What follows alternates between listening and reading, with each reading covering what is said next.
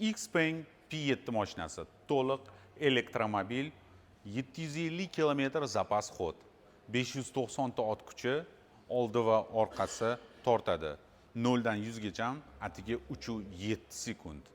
Mashinamiz juda ham ko'p funksiyalari AI orqali boshqariladi. Ikkita protsessori bor. Sizni yurish vojdeniyingiz, amortizatorlar, pnevmopodveskalar shunga qarab moslashib yuradi. 360 kamera, 4 ta eshikda ham hammasida prisoskalar bor. Tez yopdim juda ham. Mana prisoska bor va ichidagi obshivkadan boshlasak, koja, bu yerda alkantara va plastmas. Bu yoqda knopkada eshikni ochib yopish uchun va oynalarni tushirib chiqarish uchun. O'tirish juda ham qulay, juda ham to'g'ri o'tiraman. Menga shunaqa o'tirish yoqadi.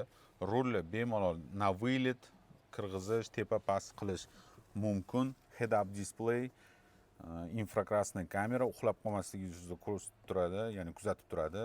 Tablo hamma Xpenglarda juda ham ixcham qilib qilingan. Praktiski sizga hozir bu narsa uje kerak bo'lmayapti. Agarda kilometraj ko'rish uchun ishlatmasa, tezlikni hammasini head updan ko'rib turamiz. Monitorimiz juda ham tez boshqariladi. Ikkita portion orqali boshqariladi. Tez, xohlagan tomoningizga teparoq, pastroq qilib, o'zingizga nastroyka qilib va сохранить qilib qo'yishingiz mumkin 3 ta pozitsiyani. Orqani ko'rish uchun kamera, chunki orqa oyna почти ko'rinmaydi. Bu yerda panorama, parda yo'q, lekin quyosh nurini sizga issiqligini 99% o'tkazmaydi. Juda ham yaxshi, maza qilib yuraman. O'zim P7 Plus'da yuraman. Menga juda ham yaxshi norma bu narsa. Ichkarini ko'rish uchun kamera ochib yopish mumkin. Uni ham bemalol беспроводной zaryadka, ikkita portimiz USB-A va Type-C bor va bardachokka siz botdan turib ochishingiz mumkin. Fizический knopka yo'q, negaki siz parol qo'yishingiz mumkin. Bemalol parol qo'yib, parolda ochishingiz bo'ladi.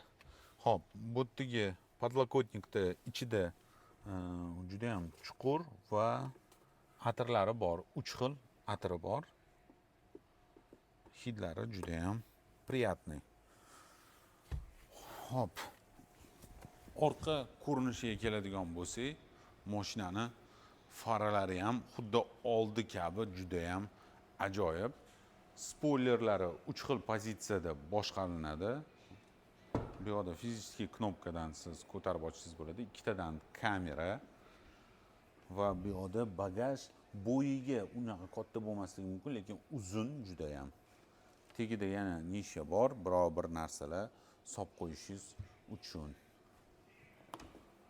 Bu yerda portlarimiz GBT-AC va GBT-DC portlarimiz bor, ikkita. Ikkaloviga ham bitta dona yopadigan. Negaki siz tiqib qo'ygan paytingizda buni ichiga hech qanaqa suv tushmaydi. Kechqurun ham bemalol zaryadga qo'yib foydalanishingiz mumkin. Uyda masalan yoki ko'chada qo'yganingizda bunisini yopib qo'yasiz, bunisini ishlataverasiz. Suv tushadigan bo'lsa, bu yoqda kichkinagina teshigi bor. Shu teshikdan suv pastga qarab oqib ketaveradi.